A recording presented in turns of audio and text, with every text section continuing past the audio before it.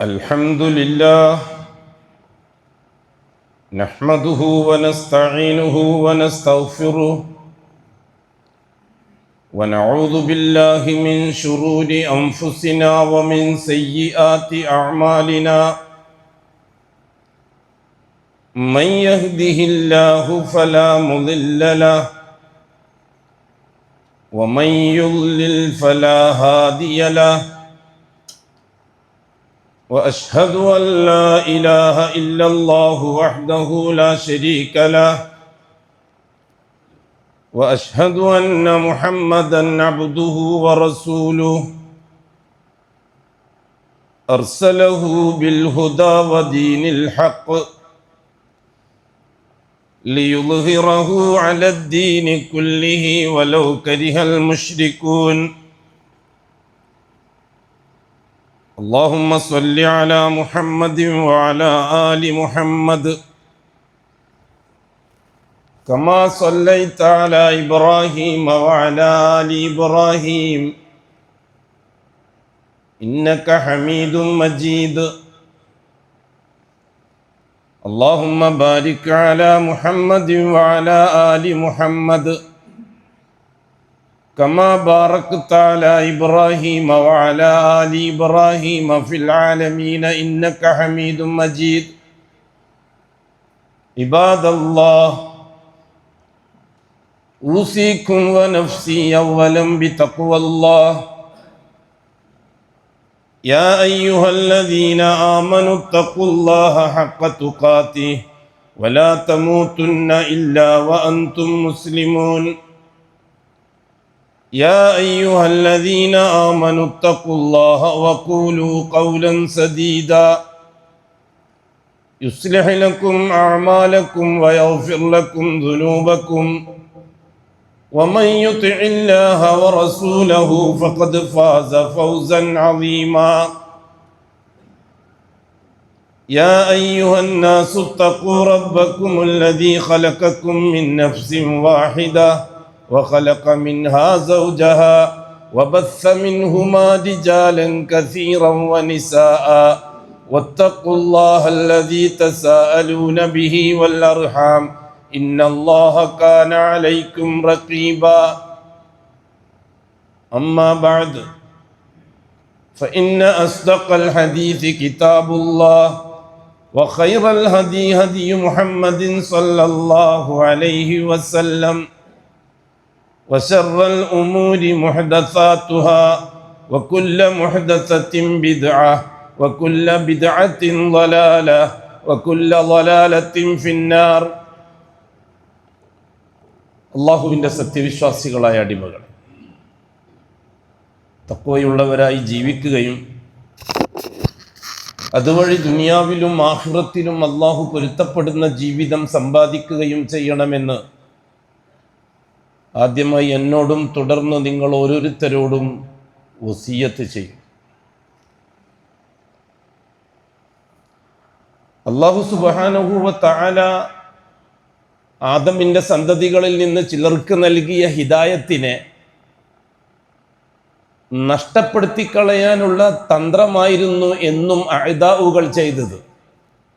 അല്ലാഹു അവരെ അഅദാ എന്ന് വിളിച്ചു. കദാലിക ജഅൽനാ ലികുല്ലി നബിയ്യിൻ അദുവൻ ശയാത്തീനൽ ഇൻസി വൽ ജിന്ന്.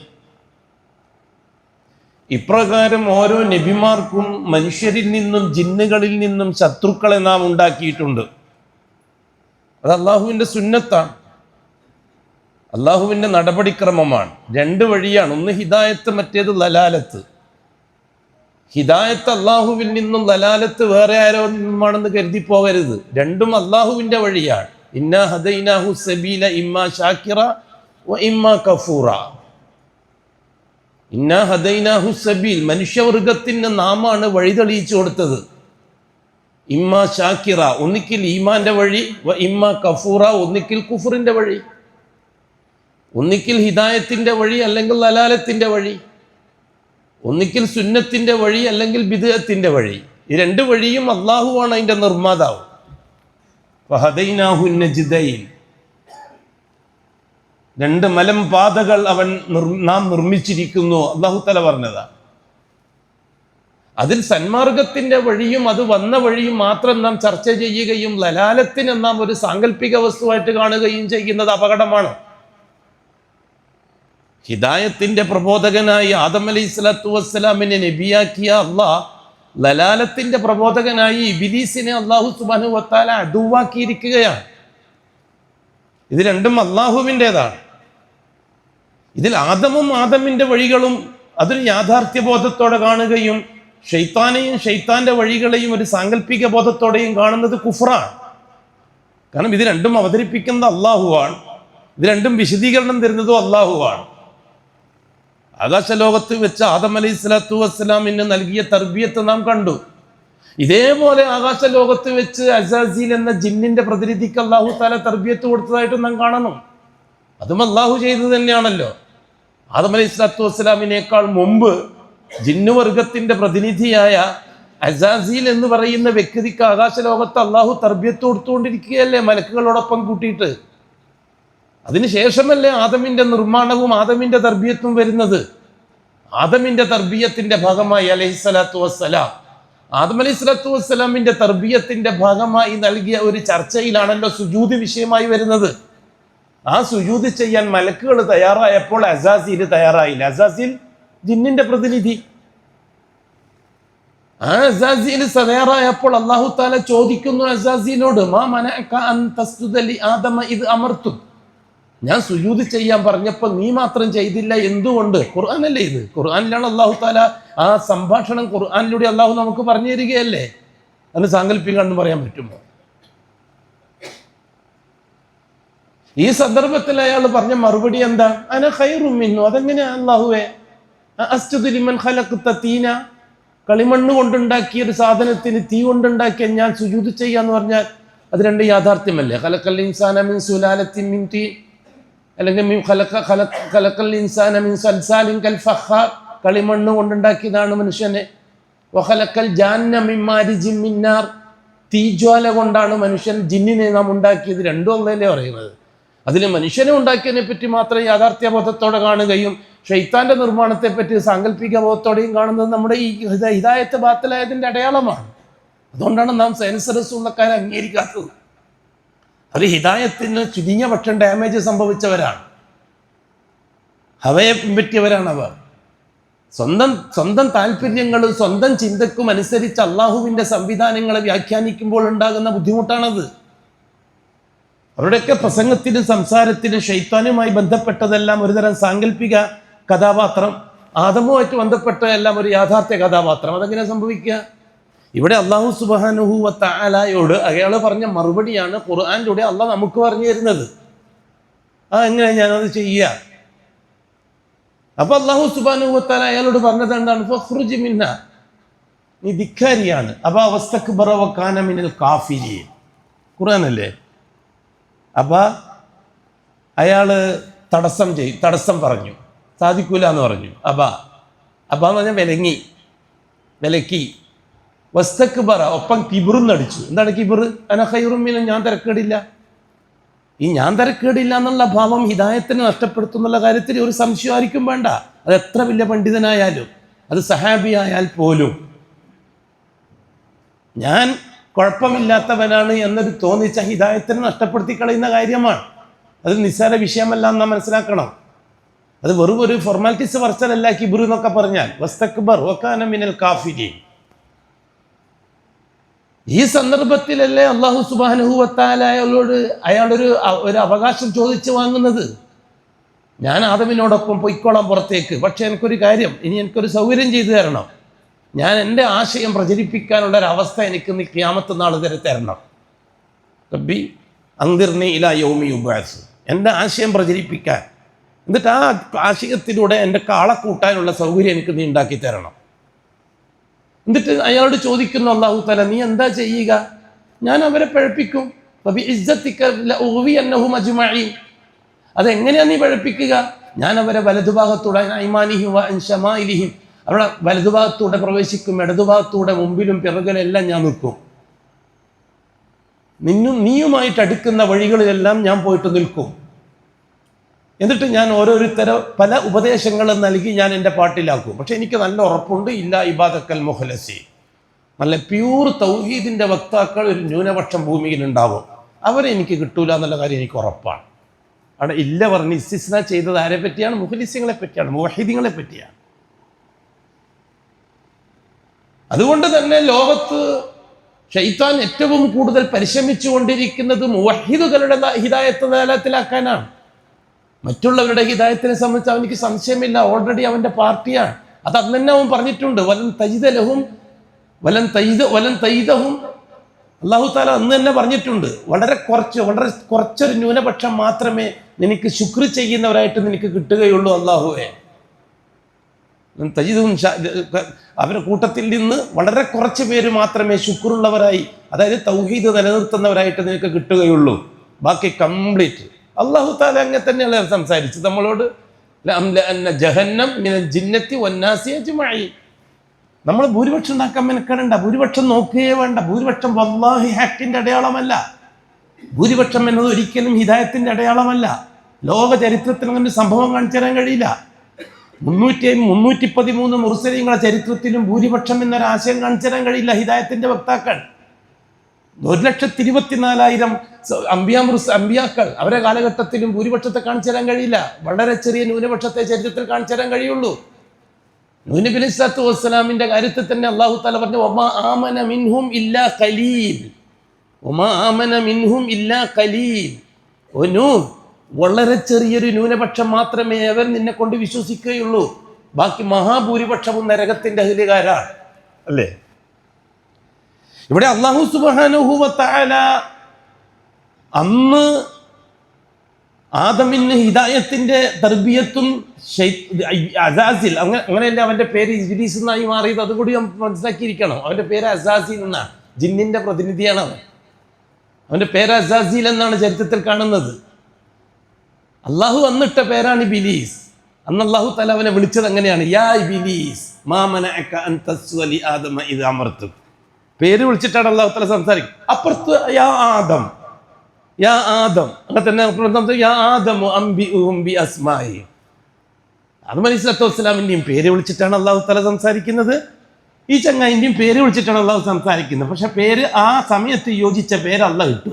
കാരണം ഇബ്ലീസ് എന്ന് പറഞ്ഞാൽ മൻ അബിലസ മിൻ റൗഹില്ലാ, അള്ളാഹുവിൻ്റെ അനുഗ്രഹത്തിൽ നിന്ന് നിരാശനാക്കി തള്ളിയവൻ എന്നാണ് ഇബ്ലീസിൻ്റെ വാക്കിൻ്റെ അർത്ഥം. അപ്പം ഇബ്ലീസ് എന്ന് പറഞ്ഞാൽ നിരാശനാക്കി തള്ളിയവൻ എന്നാണ് അർത്ഥം. അയാളുടെ പേര് അന്ന് മുതൽ അതായി. ഷൈത്താൻ എന്ന് പറഞ്ഞാലോ അയാളുടെ വിശേഷണ നാമമാണ് ഷൈത്താൻ. അയാൾ ചെയ്യുന്ന ജോലിൻ്റെ പേരാണ് ഷൈത്താൻ. ഉലമാക്കൾ എഴുതിയത് ശത്തന യശ്തുനു എന്ന ക്രിയയിൽ നിന്നാണ് ഷൈത്താൻ ഉണ്ടാകുന്നത്. ശത്തന എന്ന് പറഞ്ഞാൽ പിന്നോട്ട് തള്ളി എന്നാണ് അർത്ഥം. അറബികൾ അത് സാധാരണ അവരെ ദൈനംദിന ജീവിതത്തിൽ ഉപയോഗിക്കുന്നൊരു വാക്കാണ്. അതിൻ്റെയാണ് ഷൈത്താൻ എന്ന വാക്ക്, അതായത് പിറകോട്ട് തള്ളുന്നവൻ. ഹിദായത്തിൻ്റെ അഹ്ലുകാരെ മുമ്പിലും പെമ്പിലും ചെന്ന് അവരെ വസ്വാസ് ഉണ്ടാക്കി ലലാലത്തിൻ്റെ വഴി പൂർണ്ണമായ രീതിയിൽ അവതരിപ്പിച്ചതിന് ശേഷം പിറകോട്ട് തള്ളുന്നവൻ, പിറകോട്ട് പോകുന്നവൻ അവൻ്റെ ഷൈത്താൻ. അവൻ പിറകോട്ട് പോകും. ഒരിക്കലും തെറ്റ് ചെയ്യാൻ ഷൈത്താൻ മനുഷ്യനോടൊപ്പം ഉണ്ടാകുകയില്ല. നാളെ ആഖിറത്തിൽ അല്ലാഹു തആല ചർച്ച ചെയ്യുന്ന വിഷയത്തിലും അത് പറഞ്ഞിട്ടുണ്ട്. നിങ്ങൾ എന്തിനാണ് എന്നെ ആക്ഷേപിക്കുന്നത്? ഞാൻ തലൂമുനി ഫലൂമു അംഫുസക്കും, നിങ്ങൾ എന്നെ ആക്ഷേപിക്കേണ്ട, നിങ്ങൾ നഫ്സിനെ ആക്ഷേപിക്കുക. ഞാൻ നിങ്ങളോട് പറഞ്ഞു എന്നെ ആരാധിക്കാൻ, അല്ലെങ്കിൽ ഞാൻ പറയുന്നത് കേൾക്കാൻ. ഈ പ്രവാചകന്മാർ നിങ്ങളോട് പറഞ്ഞു അവരെ അനുസരിക്കാൻ. നിങ്ങൾ അവരെ വിട്ടിട്ട് എന്നെ അനുസരിച്ചു. ഞാനല്ലല്ലോ ഉത്തരവാദി അതിന്. അത് നിങ്ങളെ തന്നെയാണ് ആക്ഷേപിക്കേണ്ടത്. ഞാൻ ഉത്തരവാദിയല്ല ഇതിന് എന്ന് പറഞ്ഞിട്ട് ഷൈത്താൻ നാളെ കൂറുമാറും എന്ന് അള്ളാഹുവാണ് നമുക്ക് പറഞ്ഞു തരുന്നത്. ഒരു കഥയല്ല, നോവലല്ല. ഷൈത്താൻ ഒരിക്കലും തെറ്റ് ചെയ്യാൻ നമ്മളോടൊപ്പം ഉണ്ടാവില്ല, ശിർക്ക് ചെയ്യാൻ നമ്മളോടൊപ്പം ഉണ്ടാവില്ല. അതിൻ്റെ വഴിക്ക് വരെ കൊണ്ടാക്കിയിട്ട് അവൻ വിട്ടുകളയും. അതാണ് ഷൈത്താൻ എന്ന് തന്നെ പറയുന്നത്. ആ കണ്ടിക്കെത്തിച്ച് പിന്തിരിഞ്ഞു പോകുന്നവൻ, അവനെ പറ്റിയുള്ള പേരാണത്. പിന്തിരിഞ്ഞു പോകുന്നവൻ അല്ലെങ്കിൽ പിന്തിരിപ്പിക്കുന്നവൻ, അതാണ് ഷൈത്താൻ. അതിൻ്റെ 2 പേരാണത് അസാസീലിൻ്റെ. ഭൂമിയിൽ വന്നതിന് ശേഷമല്ലേ രണ്ടാളും 2 ജോലി തുടങ്ങുന്നത്. അതാണല്ലോ നാം വിശദീകരിച്ചുകൊണ്ടിരിക്കുന്നത്. ആദം അലൈഹി സ്വലാത്തു വസ്സലാം തൊട്ട് 1,24,000 നബിമാരും അക്കൂട്ടത്തിൽ 313 മുർസലീങ്ങളും ലോകത്ത് ചെയ്തതെന്താ? ആകാശ ലോകത്ത് അല്ലാഹു തആല മനുഷ്യർക്ക് അടിസ്ഥാനപരമായി പഠിപ്പിച്ച ഹിദായത്ത് ആ ഹിദായത്ത് നിലനിർത്തിക്കൊണ്ടുപോകാനുള്ള തീവ്രമായ പരിശ്രമങ്ങളെ സംബന്ധിച്ചാണ് മുർസലീങ്ങൾ പരിശ്രമിച്ചുകൊണ്ടിരുന്നത്. അമ്പിയാക്കൾ നിലവിൽ ഹിദായത്തിൽ ഉള്ളവരെ തർബിയത്ത് കൊടുക്കാനും മുർസലീങ്ങൾ ആ ഹിദായത്തിൽ നിന്ന് മാറി ലലാലത്തിലേക്ക് പോയവരെ തിരിച്ച് ഹിദായത്തിലേക്ക് കൊണ്ടുവരാനുള്ള പരിശ്രമമാണ് മുർസലീങ്ങൾ ചെയ്തുകൊണ്ടിരുന്നത്. അത് നമ്മൾ വിശദീകരിച്ചിട്ടുണ്ട്, വളരെ കൃത്യമായി വിശദീകരിച്ചിട്ടുണ്ട്. അവിടെ നിന്ന് അങ്ങോട്ട് ലോകം അഷ്റഫുൽ ഖൽഖ് സല്ലല്ലാഹു അലൈഹി വസല്ലമ തങ്ങളുടെ കാലഘട്ടം വരെയും വന്നു. ഈ വൽ അസ്ർ, കാലത്തെ തന്നെയാണ് സത്യം, അഥവാ കാലം അഭിമുഖീകരിക്കുന്ന ചരിത്ര യാഥാർത്ഥ്യങ്ങളെ തന്നെയാണ് സത്യം. കാലത്തിന് സ്വന്തമായി ഒരു അഡ്രസ് ഇല്ല. ആ കാലത്ത് നടക്കുന്ന സംഭവങ്ങളാണ് കാലത്തിന് അഡ്രസ് ഉണ്ടാക്കി കൊടുക്കുന്നത്. അതുകൊണ്ടാണ് വൽ അസ്ർ, കാലത്തെ തന്നെയാണ് സത്യം എന്ന് പറഞ്ഞെടുത്ത് ഉലമാക്കൾ വിശദീകരിച്ചത്. ഓരോ കാലഘട്ടത്തിലും നടക്കുന്ന സംഭവങ്ങൾ, ചരിത്രങ്ങളെ തന്നെയാണ് സത്യം. ആ ചരിത്ര യാഥാർത്ഥ്യങ്ങളെ നിങ്ങളൊന്ന് ഗവേഷണത്തിന് തയ്യാറായാൽ, ഒന്ന് പഠനവിധേയമാക്കാൻ നിങ്ങൾ തയ്യാറായാൽ നിങ്ങൾക്കൊരു കാര്യം മനസ്സിലാകും. എന്താണ് ആ കാര്യം? ഇന്നൽ ഇൻസാന ലഫീ ഖുസ്ർ. അതാത് കാലഘട്ടത്തിൽ ജീവിച്ച മനുഷ്യരാശി പരാജയത്തിലാണ്, നാശത്തിലാണ് ചെന്ന് പതിച്ചത് എന്ന് നിങ്ങൾക്ക് ബോധ്യപ്പെടും. എന്നിട്ട് അല്ലാഹു സുബ്ഹാനഹു വ തആല പറഞ്ഞു, നാശത്തിൽ ചെന്ന് ഭവിക്കുന്ന ജനങ്ങളിൽ നിന്ന് 4 കൂട്ടരൊഴിവുണ്ട്. ഇല്ലല്ലദീന ആമനു, അള്ളാഹു മാത്രമാണ് എല്ലാം എന്ന് അംഗീകരിച്ച് വിശ്വസിച്ച് അംഗീകരിക്കുന്നവർ. വഅമിലുസ്സാലിഹാത്ത്, അതാത് കാലഘട്ടത്തിൽ വരുന്ന പ്രവാചകന്മാരുടെ ചര്യ അനുസരിച്ച് അമലുകൾ ചെയ്യുന്നവർ. വതവാസൗ ബിൽ ഹഖ്, അതാണ് സത്യം എന്ന് ലോകത്തോട് വിളിച്ചു പറയുന്നവർ. വതവാസൗ ബിസ്സബ്ർ, അത് വിളിച്ചു പറയുമ്പോൾ ഏൽക്കേണ്ടി വരുന്ന ബുദ്ധിമുട്ടുകളെ പൂർണ്ണമായി ക്ഷമിച്ച് സഹിച്ച് കൈകാര്യം ചെയ്യുന്നവർ. ഈ 4 ഗുണമുള്ള ഒരു ന്യൂനപക്ഷത്തിന് മാത്രമേ ചരിത്രത്തിൽ രക്ഷയുണ്ടായിട്ടുള്ളൂ എന്ന് അള്ളാഹുവാണ് പറയുന്നത്. ബാക്കി മഹാഭൂരിപക്ഷം അപകടത്തിലാണ്. അവർ നിസ്കരിക്കുന്നവരാണ്, നോമ്പ് നോക്കുന്നവരാണ്, സക്കാത്ത് കൊടുക്കുന്നവരാണ്, ഒപ്പം കള്ളു കുടിക്കുന്നവരാണ്, സിന ചെയ്യുന്നവരാണ്, പലിശ തിന്നുന്നവരാണ്, കൊല നടത്തുന്നവരാണ്. ഇവരെല്ലാം നാശത്തിലാണ്, ഖുസ്റിലാണ്. ആ താഴെ പറഞ്ഞ 4 വിശേഷണങ്ങളിലുള്ളവർ. അതാണ് ഇമാം ഷാഫി റഹിമഹുല്ലാ പരിശുദ്ധ ഖുർആന് മുഴുവനും പകരമാണ് ഈ ഒറ്റ സൂറത്ത് എന്ന് പറയാൻ കാരണം അതിനടങ്ങിയിരിക്കുന്ന ആ അർത്ഥ ഗാംഭീര്യമുള്ളത് കൊണ്ടാണ്.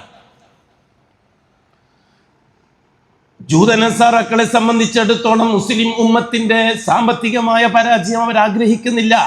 കാരണം മുസ്ലിം ഉമ്മത്ത് സാമ്പത്തികമായി നിലവാരം പുലർത്തുന്നവരാണെങ്കിൽ തന്നെ മാത്രമേ ഉള്ളൂ അവർ നാശകാരികളാകുകയുള്ളൂ, അവരുടെ സംസ്കാരം ചീത്തയാകുകയുള്ളൂ.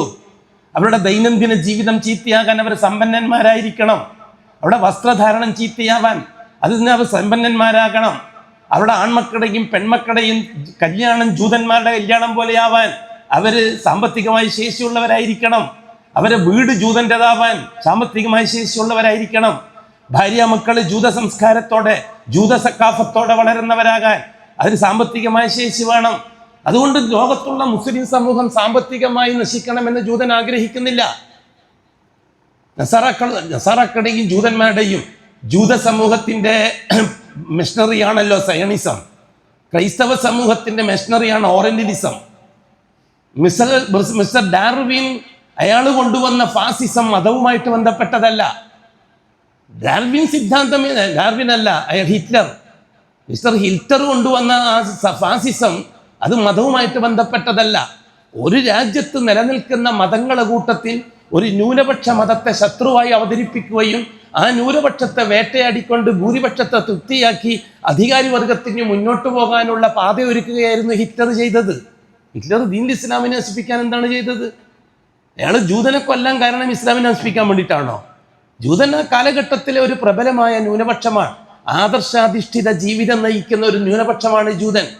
ആ ജൂതനെ പ്രതിപക്ഷത്ത് നിർത്തി എന്നിട്ട് മറ്റുള്ള സമൂഹത്തിന് വേണ്ടി നിലനിൽക്കുന്ന ആളാണ് ഞാൻ എന്ന് ഹിറ്റ്ലർ വരുത്തി തീർത്തു.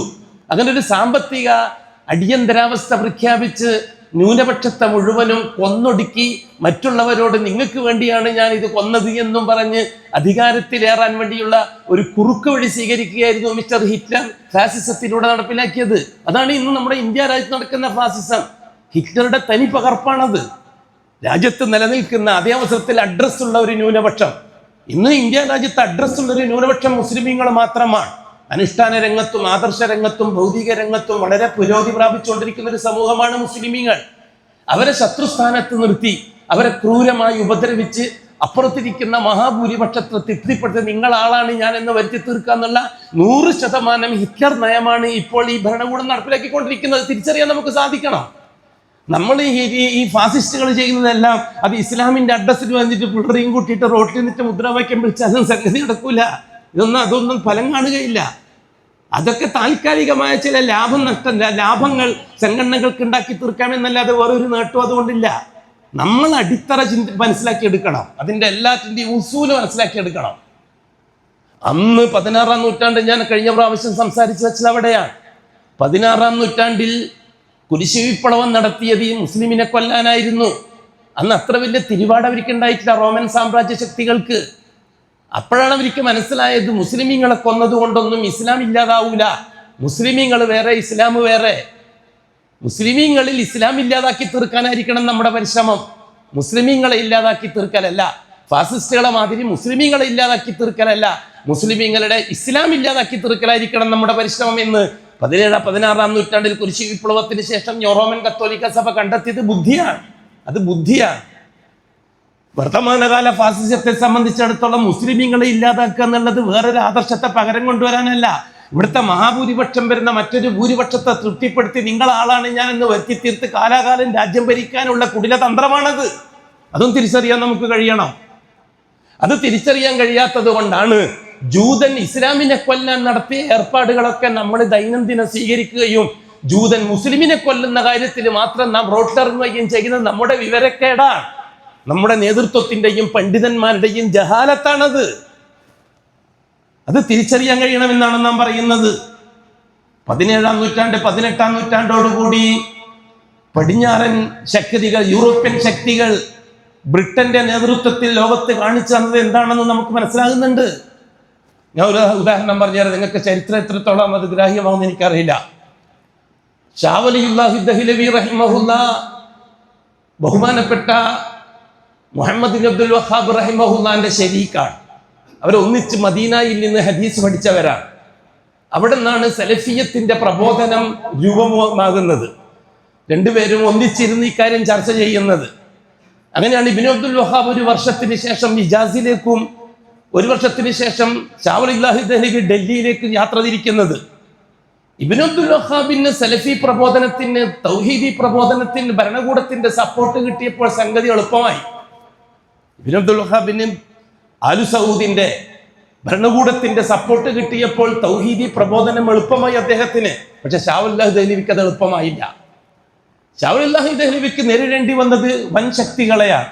ഒരു ഭാഗത്ത് ഇസ്ലാമിനെ കൊല്ലാൻ വേണ്ടി നൂറ്റാണ്ടുകളോളം കാത്തിരിക്കുന്ന ബ്രിട്ടീഷ് ഭരണകൂടം, രണ്ടാമത്തത് വളരെ തീവ്രമായ അസബിയത്ത് ഉണ്ടാക്കി മനുഷ്യനെ ഗ്രൂപ്പ് ഉണ്ടാക്കിയ ഹനഫി മദ്ഹബിലുള്ള തീവ്രത, മറുഭാഗത്ത് ജാറങ്ങൾ വെച്ചുകൊണ്ട് പുരാതനമായി സൂഫി ഷെയ്ഖുകൾ ഉണ്ടാക്കി തീർത്ത മുസീബത്ത്. അങ്ങനെ വ്യത്യസ്ത വൻ മതിലുകളെയാണ് ഷാ വലിയുല്ലാഹി ദഹ്ലവിക്ക് ഡൽഹിയിൽ നേരിടേണ്ടി വന്നത്. ഇത്രയും ബുദ്ധിമുട്ട് ബഹുമാനപ്പെട്ട അബ്ദുൽ വഹാബ് റഹിമഹുല്ലാഹ് നേരിടേണ്ടി വന്നിട്ടില്ല. ഇബ്നു അബ്ദുൽ വഹാബ് നേരിടേണ്ടി വന്നത് ഒരേ സമൂഹം, ആ സമൂഹത്തിന്റെ ഒരേ ആശയം, അള്ളാഹു അല്ലാത്ത മഹാന്മാരിലൂടെ അള്ളാഹുവിനെ കണ്ടെത്തുക. ആ മഹാന്മാർ ജീവിച്ചിരിക്കുന്നവരും ആവാം, ജീവിച്ചിരിക്കാത്തവരും ആകാം. അതുകൊണ്ട് തന്നെ അവർ ഈത്തപ്പന വനത്തിലെ ഈത്തപ്പന തോട്ടത്തിലെ തടിയുള്ള മരം നോക്കിയിട്ട് ആ മരത്തിന്റെ മുമ്പിലും ചന്ദനത്തിരി കത്തിച്ചിട്ട് ആവശ്യങ്ങൾ ആ തന്ത്യത്തോട് പറയുമായിരുന്നു സൗദി അറേബ്യയിലെ ആൾക്കാർ, അന്നത്തെ ഇജാസികൾ. അതിനെതിരായിട്ടാണ് ഇബ്നു അബ്ദുൽ വഹാബ് റഹിമഹുല്ലാഹ് പടവരുതേണ്ടി വന്നത്. എന്നാൽ ദഹ്ലവി റഹിമഹുല്ലാഹ് അങ്ങനെയല്ല. ദഹ്ലവി റഹിമഹുല്ലാഹുവിന്റെ ആശയത്തിൽ നിന്നാണല്ലോ ഇന്ന് കാണുന്ന സംവിധാനങ്ങൾ മുഴുവനും ഉണ്ടായത്. ഒന്നാമത് അഹ്ലെ ഹദീസ് ഉണ്ടായി. ആ അഹ്ലെ ഹദീസിൽ നിന്ന് സൂഫി തരീഖത്തിനെ പരിഗണിച്ചുകൊണ്ട് സലഫിയത്ത് അംഗീകരിക്കുന്ന ദൈവബന്ദി സംവിധാനം ഉണ്ടായി. ആ ദൈവബന്ദി സംവിധാനത്തിൽ നിന്ന് തൗഹീദ് പ്രബോധനം ചെയ്യാനുള്ള ഒരു പുതിയ രീതി എന്നുള്ള നിലയ്ക്ക് തബ്ലീഗ് സംവിധാനം ഉണ്ടായി. ആ തബ്ലീഗിൽ നിന്ന് ആധുനിക രീതിയിൽ വേണം, രാഷ്ട്രീയത്തെയും കൂടി പരിഗണിച്ചുകൊണ്ട് വേണം ദഅവത്ത് എന്ന് പറഞ്ഞിട്ട് മൗലാന ഇല്യാസിന്റെ കൂട്ടുകാരനായ മൗലാന മൗദൂദി ജമാഅത്ത് ഇസ്ലാമി ഉണ്ടാക്കി. ഇന്ന് നടക്കുന്ന ഈ കോട്ടയും കാട്ടും കണ്ടിട്ട് മാത്രം നാം വഞ്ചിതരാവരുത് നാം പറയുന്നത്. നാം ചരിത്രത്തിന്റെ ഇന്നലകളിലേക്ക് പോയിട്ട് വേണം ഓരോന്നിനെയും വിലയിരുത്താൻ. അപ്പോഴേ നമുക്ക് സലഫിയത്താകുന്ന രാജപാത തിരിച്ചറിയാൻ കഴിയുള്ളൂ. ഇത് നാലും പ്രവർത്തിച്ചത് ഡൽഹി കേന്ദ്രമാക്കിക്കൊണ്ടാണ്. ഷാ വലിയുല്ലാഹി ദഹ്ലവിയുടെ ചിന്തയിൽ നിന്ന് തൗഹീദി പ്രബോധനത്തിന്റെ തീവ്രത മനസ്സിലാക്കിയ ഷെയ്ഖ് അഹമ്മദ് സർഹിന്ദി ഡൽഹിയിൽ നിന്നും പട്ടാണിലേക്ക് ഒരു സംഘത്തെയും കൂട്ടി ദഅവത്ത് യാത്ര നടത്തി. പട്ടാണിൽ ചെന്നിട്ട് അവിടുത്തെ മുസ്ലിമീങ്ങൾക്കിടയിൽ തൗഹീദ് പ്രസംഗിക്കാൻ തുടങ്ങി. ആഴ്ചകൾ കൊണ്ട് ചെറുപ്പക്കാരായ ഒരു സംഘം ആൾക്കാരെ, പട്ടാണികളായ ആൾക്കാരെ കിട്ടി. നല്ലൊരു സമൂഹം അതിലേക്ക് വരാൻ തുടങ്ങി. ഷെയ്ഖ് അഹമ്മദ് സർഹിന്ദി വിളിച്ചുകൂട്ടുന്ന യോഗത്തിലെല്ലാം ചെറുപ്പക്കാരുടെ തിങ്ങിക്കൂടൽ തുടങ്ങി. ഉടൻ തന്നെ ബ്രിട്ടീഷ് ഭരണകൂടം ഇടപെട്ടു. എന്താണ് അവർ ചെയ്തത്? അവരെന്താ ചെയ്തത്? ഇന്ന് ഷിയാക്കളായ മൊല്ലമാരെ കൊണ്ട് പടിഞ്ഞാറ് ചെയ്യുന്നത് എന്താണോ അതാണ് ചെയ്തുകൊണ്ടിരിക്കുന്നത്. നിങ്ങൾ എന്താ മനസ്സിലാക്കാത്തത്? ഇന്ന് കേരളത്തിൽ ഒരു സംഘടന പിളർന്നാൽ, ആ സംഘടന പിളർന്ന കൂട്ടത്തിൽ ഇസ്ലാമിനെ കൊല്ലാൻ പറ്റിയ പാർട്ടി ഏതാണോ അതിന്റെ നേതാവ് 4 മാസത്തിനുള്ളിൽ തന്നെ അമേരിക്കയിലെത്തും. ചരിത്രം പരിശോധിക്കും നിങ്ങൾ. 1985 മുതൽ ഇങ്ങോട്ടുള്ള കേരള ചരിത്രം പരിശോധിക്കും. ഇസ്ലാമിനെ കൊല്ലാൻ പറ്റിയ സമയത്ത് അതിൽ നിന്ന് തിരഞ്ഞെടുക്കും അവർ ജൂതൻ. അവരുടൻ തന്നെ അങ്ങോട്ട് വിളിപ്പിക്കും. അവർ കഴുത്തിന് മറ്റേതും കെട്ടിയിട്ട് ഓടും അവിടത്തേക്ക്, അമേരിക്കയിലേക്ക്. 1980കളിൽ സമസ്ത കേരള ജമീയത്തുൽ ഉലമ പിളർന്നപ്പോൾ ഏറ്റവും കൂടുതൽ ഇസ്ലാമിനെ കൊല്ലാൻ പറ്റിയ പാർട്ടിയുടെ നേതാവ് കഴുത്തിന് മറ്റേതും കെട്ടിയിട്ട് അമേരിക്കയിൽ എത്തിയില്ലേ? 6ാമത്തെ മാസം എത്തിയില്ലേ? 2002-ലാണെന്ന് തോന്നുന്നു കേരള നേതൃത്വത്തിൽ മുജാഹിദീൻ പിളർന്നപ്പോൾ അതിൽ ഇസ്ലാമിനെ കൊല്ലാൻ പറ്റിയ പാർട്ടിയുടെ നേതാവ് ഇതേപോലെ കഴുത്തിന് മറ്റേതും കെട്ടിയിട്ട് അമേരിക്കയിൽ എത്തിയില്ലേ? 4ാമത്തെ മാസം എത്തിയില്ലേ? 2012-ൽ പ്രസ്ഥാനം പിളർന്നപ്പോൾ അതിൽ ഇസ്ലാമിനെ കൊല്ലാൻ പറ്റിയ പാർട്ടി 3ാമത്തെ മാസത്തിൽ തന്നെ പ്രതിനിധികൾ അമേരിക്കയിൽ എത്തിയില്ലേ? എന്താ കാര്യം? ദീനുൽ ഇസ്ലാമിനെ കൊല്ലാൻ ഉപയോഗിക്കാൻ പറ്റുന്ന സാധനം ഏതാണെന്ന് തിരിച്ചറിയാനുള്ള തൻ്റെ ഇടം ജൂതന്മാർക്കുണ്ട്, നസറാക്കൾക്കുണ്ട്. അതായത് സയനിസ്റ്റ്, ഓറിയന്റലിസ്റ്റ് ബുദ്ധിജീവികൾക്കുണ്ട്. അവരത് ശരിക്കും പരിശ്രമിക്കുകയും കോടികൾ വാരിക്കോരി കൊടുക്കുകയും ചെയ്തപ്പോൾ കേരളത്തിലെ മുസ്ലിം സാധാരണ മനസ്സാക്ഷികൾ ഇന്ന് ഹിദായത്ത് പമ്പ കടന്നില്ലേ? ഇല്ലേ? ദഹ്ലവി റഹ്മത്തുള്ളാഹിക്കെതിരെ അഹമ്മദ് സർഹിന്ദിക്കെതിരായിട്ട് ബ്രിട്ടീഷുകാരൻ ചെയ്തത് പള്ളിയിലെ മുഴുവൻ ഇമാമിങ്ങളെയും, പട്ടാൺ മുതൽ അങ്ങോട്ടുള്ള മുഴുവൻ പള്ളിയിലെ ഇമാമിങ്ങളെയും യോഗം വിളിച്ചു കൂട്ടി. സൗഹൃദ യോഗം എന്നും പറഞ്ഞിട്ട് ആ ഖത്തീബുമാരുടെയും ഇമാമിങ്ങളുടെയും യോഗത്തിൽ വെച്ച് ബ്രിട്ടീഷ് ഭരണ മേധാവി പ്രസംഗിച്ചു. തെക്കുന്നൊരു അഹമ്മദ് എന്ന് പറഞ്ഞിട്ട് ഒരാൾ വന്നിട്ടുണ്ട്. ഏതാനും ദിവസങ്ങളെ ആയിട്ടുള്ള അയാൾ വന്നിട്ട് അപ്പോഴേക്കും ജനം മുഴുവനും അയാളെ പിറകെ. ഞങ്ങൾ മനസ്സിലാക്കിയത് നിങ്ങൾ പ്രഗത്ഭന്മാരായ പണ്ഡിതന്മാരാണെന്നാണ്, നിങ്ങളുടെ അടുത്താണ് അറിവുള്ളത് എന്നാണ്. അതുകൊണ്ടാണ് നിങ്ങളെ ഞങ്ങൾ ആദരിച്ചത്. നിങ്ങൾക്ക് കാളിപ്പട്ടം, ലോക മുഫ്തി പട്ടം, ഇന്ത്യൻ മുഫ്തി പട്ടം, അതേപോലെ തന്നെ മുഫ്തി പട്ടം നൽകിയിട്ട് നിങ്ങളെ ആദരിച്ചത് നിങ്ങളൊക്കെ പണ്ഡിതന്മാരാണെന്ന് മനസ്സിലാക്കിയിട്ടാണ്. തെക്കുന്ന് വന്ന അഹമ്മദിന്റെ ഒന്നിച്ചാണല്ലോ ആൾക്കാർ മുഴുവനും കൂടിയിരിക്കുന്നത്. ഈ അഹമ്മദിനെ സംബന്ധിച്ച് നിങ്ങൾക്ക് എന്താണ് അറിയുക? നിങ്ങൾക്ക് ഇക്കാര്യത്തിൽ ഇടപെടാൻ പറ്റുമോ? പറ്റുമെങ്കിൽ എത്രയും പെട്ടെന്നായിരിക്കണം, അല്ലെങ്കിൽ നിങ്ങളെന്ന സാധനം ലോകത്തുണ്ടാവില്ല. അങ്ങനെയുണ്ട് ബ്രിട്ടീഷുകാരന്റെ പ്രസംഗം. പിന്നെ മക്കളോട് കണ്ടിട്ടില്ല ഇമാമിങ്ങളെ യോഗം കൊടുത്തത്? ഫാസിസ്റ്റുകളും സയനിസ്റ്റുകളും ഇമാമിങ്ങളെ യോഗം വിളിച്ചു കൂട്ടുന്നത് കണ്ടിട്ടില്ലേ? ഇന്ത്യ രാജ്യത്ത് നിർത്തി കണ്ടിട്ടില്ലേ? ഇമാമിങ്ങളെ യോഗം വിളിച്ചു കൂട്ടിയിട്ട് പ്രസംഗിച്ചിട്ട് തിന്നാനും കൊടുത്തിട്ട് കൈമുടക്കും കൊടുത്തിട്ട് പിരിച്ചു കൊടുത്ത രംഗം കണ്ടിട്ടില്ലേ? ആരായിരുന്നു നേതൃത്വം വഹിച്ചത്?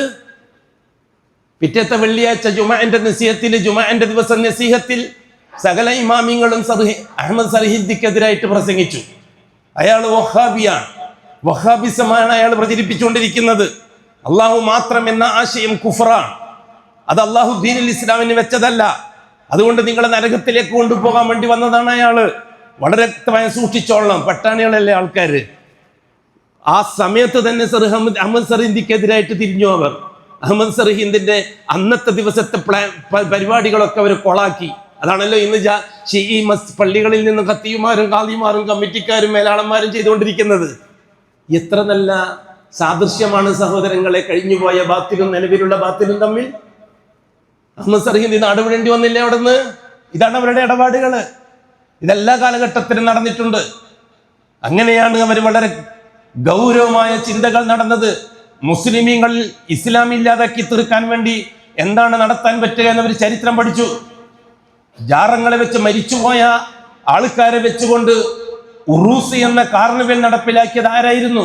ചരിത്രത്തിൽ ആദ്യമായിട്ട് ഇബ്രാഹിം അലൈഹി സ്വലാത്തു വസ്സലാമിന്റെ കാലഘട്ടത്തിലല്ലേ ചരിത്രത്തിൽ ആദ്യമായിട്ടുള്ള കാർണിവൽ നടന്നത്. എന്താണ് കാർണിവൽ എന്ന വാക്കിന്റെ വായന? അനിയന്ത്രിത മേള. ആണിനും പെണ്ണിനും ഒരു വ്യത്യാസവും ഇല്ലാതെ 3-4 ഒരാഴ്ചയോ സുഖസുഭിക്ഷമായി സുഖിച്ച് കുടിച്ച് പിടിച്ച് രാവും പകലും ഒരുപോലെ ജീവിക്കാനുള്ള സ്വാതന്ത്ര്യം. അന്ന് പോലീസുകാരൻ നിർവീര്യമാണ്, നിയമങ്ങൾ കോടതികൾ നിർവീര്യമാണ്. ഭരണകൂടം പ്രഖ്യാപിക്കും ഇത്ര ദിവസം കോടതി ഉണ്ടാകാൻ പാടില്ല, ഇത്ര ദിവസം പോലീസ് സ്റ്റേഷൻ തുറക്കാൻ പാടില്ല, എല്ലാവർക്കും എന്തും ചെയ്യാം പാതിരാ നേരത്ത്. ആ രീതിയിൽ ഇബ്രാഹിം അലൈഹി സ്വലാത്തു വസ്സലാമിനെതിരിലായിരുന്നില്ലേ നമ്രൂദ് കാർണിവൽ പ്രഖ്യാപനം നടത്തിയത്? 3 ദിവസം നീണ്ടു നിൽക്കുന്ന ഉത്സവമായിരുന്നില്ലേ നമ്രൂദ് നടത്തിയത്? ആണിനെയും പെണ്ണിനെയും ചെറുപ്പക്കാരെയും ബാല്യക്കാരെയും ബാല്യക്കാറ്റുകളെയും എല്ലാവരെയും ഒരുമിച്ച് കൊണ്ടുള്ള ഉത്സവം. ഇബ്രാഹിമിന്റെ പുതിയ പ്രബോധന പരിപാടികൾക്ക് തടയിടാൻ വേണ്ടി സുഖിപ്പിച്ചു വിടുക എന്ന തന്ത്രമായിരുന്നില്ലേ ജൂതൻ സ്വീകരിച്ചത്? അങ്ങനെയല്ല ഇബ്രാഹിം അലൈഹി സ്വലാത്തു വസ്സലാമിനെ ചെറുപ്പക്കാര് ഉത്സവത്തിന് വേണ്ടി ഉറൂസിന് വേണ്ടിയിട്ട് അങ്ങോട്ട് ക്ഷണിച്ചത്. അപ്പോഴല്ലേ ഇബ്രാഹിം അലൈഹി സ്വലാത്തു വസ്സലാം പറഞ്ഞത് കാല ഇന്നി സഖീം, ഞാനില്ല, എനിക്ക് സുഖമില്ല, നിങ്ങളെ ഉത്സവത്തിന്, നിങ്ങളെ ഉറൂസിന്, നിങ്ങളെ നേർച്ചയ്ക്ക് വരാൻ ഞാനില്ല, എനിക്ക് സുഖമില്ല. എന്തായിരുന്നു ഇബ്രാഹിം അലൈഹി സ്വലാത്തു വസ്സലാമിന്റെ സൂക്കേട്? ഉലമാക്കൾ വ്യക്തമാക്കിയിട്ടുണ്ട്. ഒരു സൂക്കേടും ഇല്ലാതെ എങ്ങനെയാണ് ഇബ്രാഹിം നബി സുഖൂല എന്ന് പറയല്? അതെ, മാനസികമായ ബുദ്ധിമുട്ടുണ്ട്. 99.9% ശിർക്കിലാണ്, ജാറത്തിലാണ്. ഇബ്രാഹിമിന്റെ വാക്കുകൾ കേൾക്കാൻ വാപ്പ പോലും തയ്യാറില്ല, ആരോരും തയ്യാറില്ല. അങ്ങനെ മാനസികമായി തകർന്ന് തരിപ്പണമായ സന്ദർഭത്തിലാണ് നമ്രൂദ് ഉറൂസ് പ്രഖ്യാപിക്കുന്നത്. ആ ഉറൂസിലേക്ക് ജനങ്ങൾ പോകുന്നത് സഹിക്കാൻ ഇബ്രാഹിമിന് കഴിഞ്ഞില്ല. ആ മാനസിക അസ്വസ്ഥതയാണ് ഇബ്രാഹിം എനിക്ക് സുഖമില്ല എന്ന് പറഞ്ഞത് എന്ന്. അല്ലേ അതല്ലേ തഫ്സീർ? അതോ തലവേദനയും പനിയും വന്നിട്ട് കിടക്കുകയായിരുന്നോ? എന്താണ് കാല ഇന്നി സഖീം എന്ന വാക്കിന്റെ തഫ്സീർ? ഇബ്രാഹിം അലൈഹി സ്വലാത്തു വസ്സലാം ഉത്സവത്തിന് ഉറൂസിന് മക്കാമിലേക്ക് ജാറങ്ങളിലേക്ക് പോകുന്ന ജനങ്ങളെ നോക്കിയിട്ട് പറഞ്ഞു, ചെറുപ്പക്കാരെ നോക്കിയിട്ട് പറഞ്ഞു, ഇന്നലെ വരെ മൈതാനത്ത് നിന്ന് ഒന്നിച്ചു കളിക്കുകയും ചിരിക്കുകയും ചെയ്ത ചെറുപ്പക്കാരെ നോക്കിയിട്ട് പറഞ്ഞു, തല്ലാഹി ലഅകീദന്ന അസ്നാമക്കും, നിങ്ങൾ തിരിച്ചു വരുമ്പോഴേക്ക് നിങ്ങളുടെ ജാറങ്ങളെ മുഴുവനും ഞാൻ കൈകാര്യം ചെയ്യും, അള്ളാനെ തന്നെയാണ് സത്യമെന്ന്. ഏതില്ലേ? ഖുർആനല്ലേ? മൗലവി സാഹിബ് അതൊന്നും പറയല്ലേ, സൂപ്പർ സെൽഫിയാണ് അങ്ങനെയാ പറയാ. മൗലവി സാഹിബ് അതെല്ലാം അന്ന് കഴിഞ്ഞതാണ്, ഇന്നതൊന്നും പറയാൻ പറ്റൂല, നമ്മളെ ഐക്യത്തിൽ ജീവിക്കാം. നിങ്ങളെ ഐക്യം, നിങ്ങൾ ഈ സമുദായത്തെ ചതിക്കുകയും വഞ്ചിക്കുകയും ചെയ്യുന്ന ഐക്യം, ഇതൊന്നും പറയാൻ പാടില്ല എന്ന് സൂപ്പർ സെൽഫികളുടെ ഉപദേശം. ഇതൊന്നും പറഞ്ഞാൽ സമൂഹത്തിന്റെ ഇടയിൽ എന്ത് ഛിദ്രത ഉണ്ടാവും. നമ്മളെല്ലാം ഒറ്റ സുപ്രയിൽ നിന്നിട്ട് തിന്നിട്ട് ജീവിക്കുകയല്ലേ, അതിനൊരു ഇടങ്ങേറ് വരുത്തണ്ട. നിക്കാരൻ, നോമ്പ്, സക്കാത്തൊക്കെ പറഞ്ഞാൽ മതി. മയ്യത്ത് കുളിപ്പിക്കലും മീസാങ്കല്ലും മുങ്കർനക്കീറിന്റെ ദണ്ടും ചോദ്യമൊക്കെ പറഞ്ഞാൽ മതി, കഫൻ തുണിന്റെ നീളമൊക്കെ പറഞ്ഞാൽ മതി. അത് ദൈവത്തല്ല, അത് അഅ്മാല് ചെയ്യാനുള്ള മസലുകൾ മാത്രമാണ്. ഇബ്രാഹിം അലൈഹി സ്വലാത്തു വസ്സലാം എന്താണ് ചെയ്തത്? വരുമ്പോഴേക്ക് വലിയ തങ്ങളെ ജാറം ഒഴിച്ച് ബാക്കിയുള്ള ജാറങ്ങളെ മുഴുവനും കൈകാര്യം ചെയ്തില്ല ഇബ്രാഹിം അലൈഹി സ്വലാത്തു വസ്സലാം.